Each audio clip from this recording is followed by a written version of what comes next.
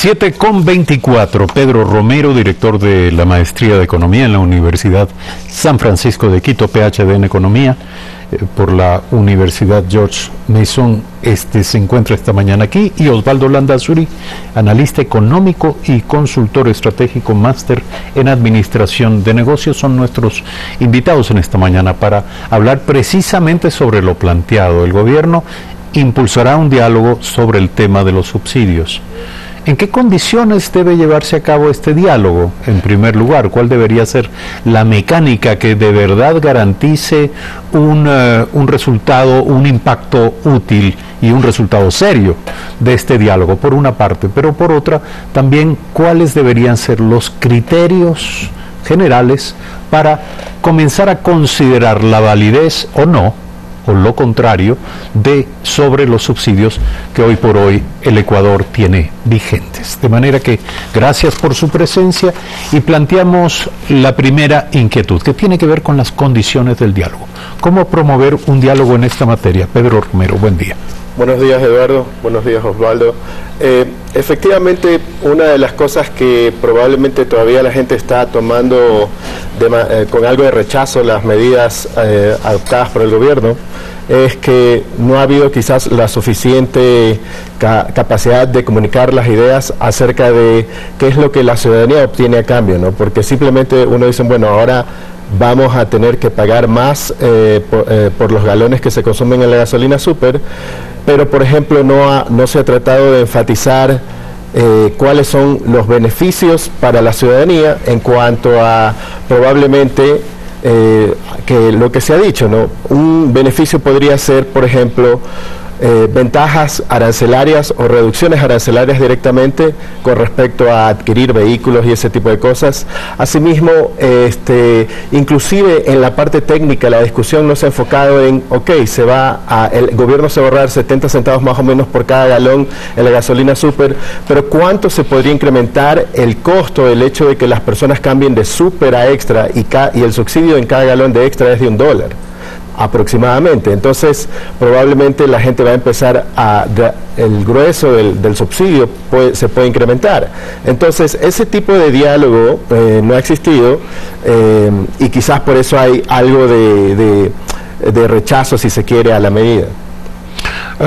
Usted ha comenzado por otra parte que tiene que ver con esto, con el impacto o la percepción pública en torno a las medidas adoptadas, y es un punto perfectamente válido, de manera que sobre lo mismo, Osvaldo Landazuri. Mira, Eduardo, yo creo que el gobierno tiene hoy una tarea que no es sencilla, es muy compleja, porque en realidad los desequilibrios que yo he visto en el Estado, y yo junto con varios analistas más, son realmente muy grandes, y por lo tanto en esa línea las cifras, los números que hoy se anuncian como ahorros, como eliminación de subsidios, como achicar el Estado, hacerlo más eficiente, en definitiva se me quedan muy cortos. Yo veo que es probable que las cifras tengan que ser revisadas, porque de lo contrario, yo he visto esto en otros países, en el caso argentino por ejemplo, va a ser difícil que tú puedas seguir financiando una situación de este estilo en una manera eficiente, es decir, viendo que las tasas de interés a nivel internacional están creciendo, viendo que el ambiente externo no es lo mejor para el Ecuador, que está dolarizado, probablemente estas medidas se queden cortas. En esa línea yo creo que el tema de los subsidios es un asunto que el país debe analizarlo con cada vez más madurez respecto a dónde están yendo estos recursos, porque en realidad cuando uno analiza hacia dónde va la plata de los subsidios, se da cuenta que los cuartiles más pudientes de la población son los que más se benefician de estos recursos. Por lo tanto, es indudable que la argumentación, la discusión es válida, hay que hacerla. Lo que yo creo es que quizás el momento es algo inoportuno en relación a todas las medidas que se han ido tomando, porque por un lado vemos que ha habido una remisión tributaria al sector privado. Eso hace que ciertos actores de la parte sindical o de las clases un poco más trabajadoras del país vean esto con renuencia en relación a los subsidios, pero indudablemente yo he dicho en varias entrevistas que estos temas que el Ecuador los está discutiendo hoy son del siglo pasado en el resto de América Latina, la mayoría del resto de América Latina. Por lo tanto, el entender que te has gastado 30.000 millones de dólares desde el 2007 hasta esta fecha en subsidios, indudablemente es un tema que como ecuatorianos debemos preguntarnos si se sostiene, si es que perdón la redundancia, se puede mantener en el tiempo, y por otro lado, ¿qué beneficio estoy obteniendo de este gran esfuerzo que estamos haciendo todos? Porque hay que pensar también que estos recursos no son renovables, no son ilimitados, y por lo tanto el país debe prever qué es lo que viene adelante. Yo creo que ahora el reto del gobierno es entregarle al país un modelo de desarrollo bien diseñado que alinee todas las políticas de desarrollo. El subsidio es uno de esos temas, Eduardo, pero aparte de eso, hay muchos otros que deben ser discutidos. Ahora, cuando se habla de subsidio, parecería que estamos hablando de una sola cosa, y no es así. Los subsidios son diversos, son varios, y son de distinta naturaleza, calidad, destino, propósito. El bono de desarrollo humano es un subsidio. Entonces debemos hablar de la eliminación del bono de desarrollo humano con el mismo criterio con que se habla del subsidio a los combustibles. ¿Cómo diferenciar y a partir de qué criterios hacerlo? Hay una diferencia fundamental entre el bono de desarrollo humano y los subsidios generales a los combustibles, y es que efectivamente el bono de desarrollo humano está enfocado a personas después de un estudio, de una encuesta, de un análisis de seguimiento que se ha hecho durante varios años en Ecuador. Actualmente lo que se discute sobre eso es si efectivamente hay que mejorar esa base de datos, que efectivamente parece que en los últimos años se politizó. Y ese en principio técnicamente es un mejor subsidio porque está enfocado a las personas que lo necesitan realmente. En cambio, un subsidio general genera más o menos lo que estaba diciendo Osvaldo, que personas que probablemente tienen muy buenos ingresos, que no tendrán ningún inconveniente en cubrir el valor de estos bienes, están también siendo beneficiados. Entonces, puntualmente, ¿qué subsidios deberían ser debatidos en la perspectiva de su eliminación? Y no solo eliminación, en realidad el gobierno habla de focalización. Esta palabra la hemos dejado al lado. ¿Es posible la focalización? ¿Qué buenos ejemplos podríamos dar acerca de la efectividad de una política de ese tipo? Yo creo que la focalización es un tema bastante delicado. Yo, que he estado en otros países, veo que el tema de que tú puedas focalizar el consumo de algo tan masivo como el combustible es sumamente complicado. Yo creo que el gobierno tiene lógicamente una visión política tratando de tranquilizar a la población en cuanto a esta famosa focalización. Yo creo que la focalización debería ser ayudando al que realmente necesita, tal como se afirmó hace un instante.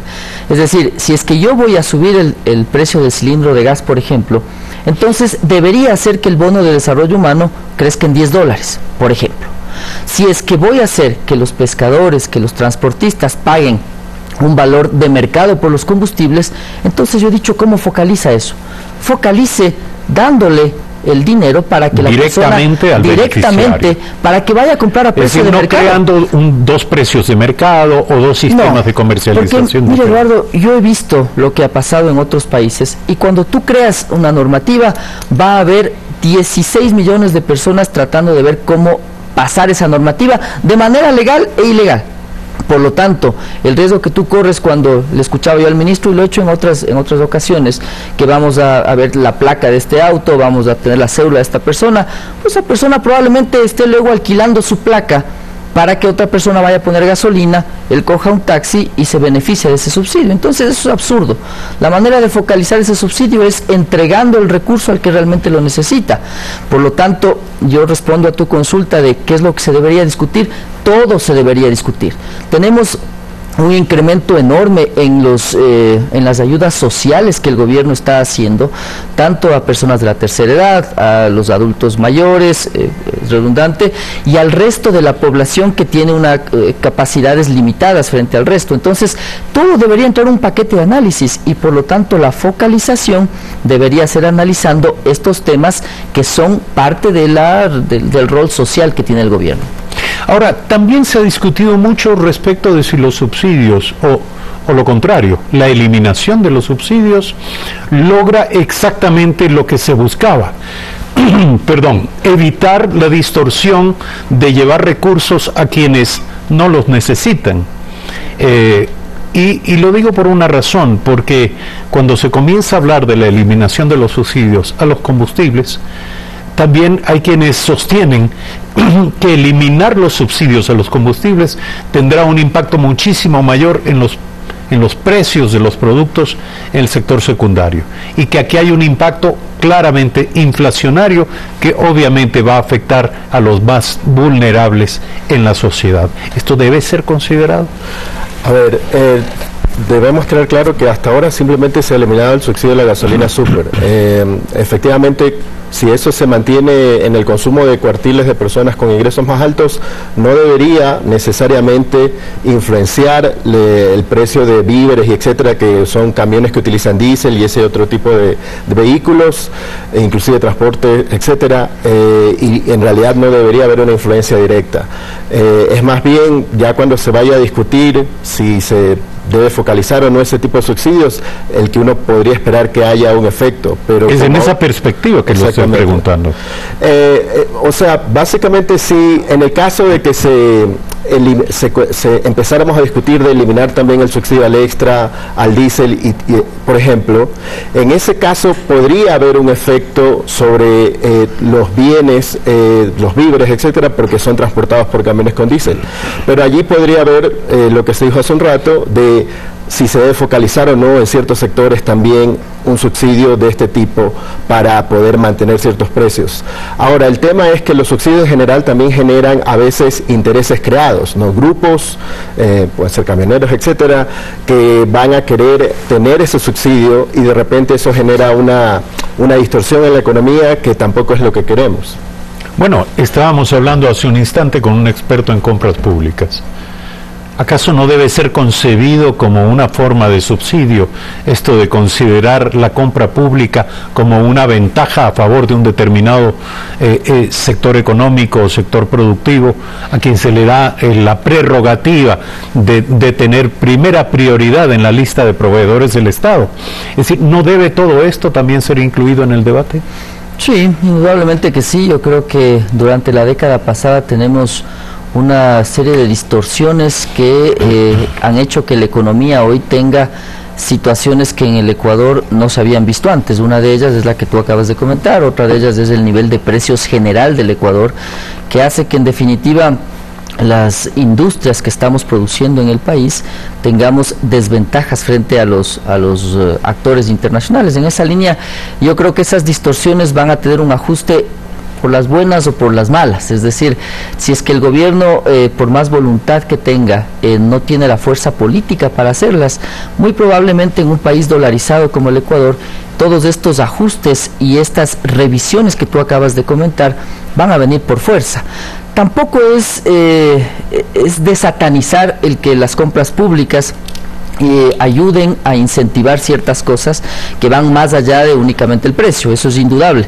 Las compras públicas suelen ser un instrumento, una herramienta gubernamental para objetivos de desarrollo muy claros. En esa línea yo insisto que es fundamental que el Ecuador muestre al país, el gobierno muestre al Ecuador, muestre al país una estrategia clara de desarrollo. Yo, Eduardo, lo he venido pidiendo desde hace muchos años, el gobierno anterior y en realidad lo que yo veo es que el Ecuador está caminando en un péndulo que va de un lado hacia otro lado, discutiendo temas, insisto, que son del pasado en la mayoría de países que están avanzando de manera diferente, y por lo tanto gran parte de lo que tú acabas de comentar va a venir por fuerza, insisto. Ahora, ¿qué debe ser debatido?